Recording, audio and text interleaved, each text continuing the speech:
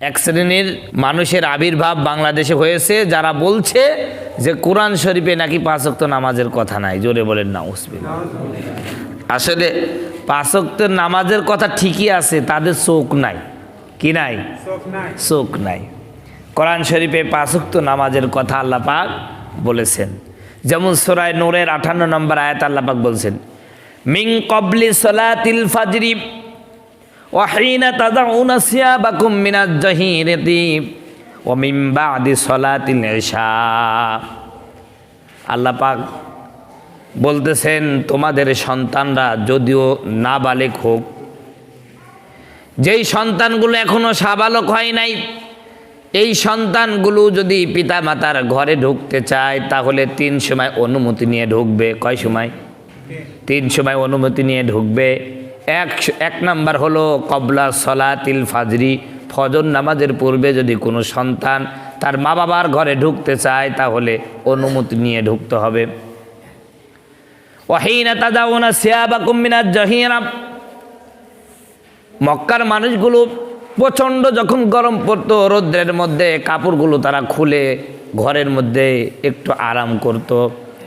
আল্লাহ পাক বলছেন, হে মুসলমানের সন্তানেরা, যখন তোমরা তোমাদের মা বাবার ঘরে ঢুকবা জোহরের সময়, ওই জোহরের সময় অনুমতি নিয়ে ঢুকবা।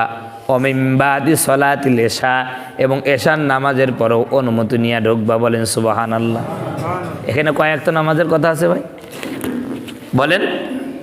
মিন ক্বাবলি সলাতিল ফাজ মানে ফজরের নামাজ, অমিনাজ জাহিরা মানে জোহরের নামাজ, অমিন বাদি সলাতিল এশা এবং এশার নামাজের পরে। তাহলে কয়টা হইল ভাই?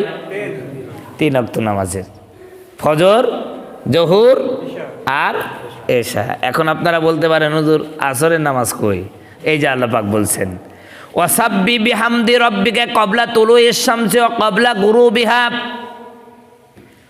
সূর্য ওঠার পূর্বে আল্লাহর প্রশংসার তাসবিহ পাঠ করো এবং সূর্য ডুবার পূর্বে আল্লাহর প্রশংসার তাসবিহ পাঠ করো। সূর্য ওঠার আগে ফজরের নামাজ, সূর্য ডুবার আগে কোন নামাজ? সূর্য ডুবার আগে কোন নামাজ পড়ি আমরা? আসরের নামাজ। কি 5 ওয়াক্ত নামাজ আছে? এর আগে কইলাম ফজর, জোহর আর এশা। আর এখানে বলছে ক্বাবলা গুরুবিহা, এবং সূর্য ডুবার আগে তোমরা নামাজ পড়ো, আল্লাহর প্রশংসার তাসবিহ পাঠ করো। তাহলে আসরের নামাজ, তাই না? এখন বলতে পারেন, মাগরিবের নামাজ কই? আল্লাহ পাক বলছেন, অমিন আনা ইল্লাইল, এবং রাতের কিছু অংশে তোমরা নামাজ পড়ো। আচ্ছা, রাতের কিছু অংশে আমরা কোন নামাজ পড়ি? মাগরিবের নামাজ হলে তো রাত শুরু হয়ে গেল, ঠিক না? ফাসাব্বি আতরাফান নাহারি লাআল্লাকা তারদা। এই তাফসিরের, এই আয়াতের তাফসির করতে গিয়ে সমস্ত মুফাসসিরিন কেরাম বলেছেন, আল্লাহ রাব্বুল আলামিন 5 ওয়াক্ত নামাজের কথা এই আয়াতের মধ্যে ঢুকিয়ে দিয়েছেন। বলেন সুবহানাল্লাহ।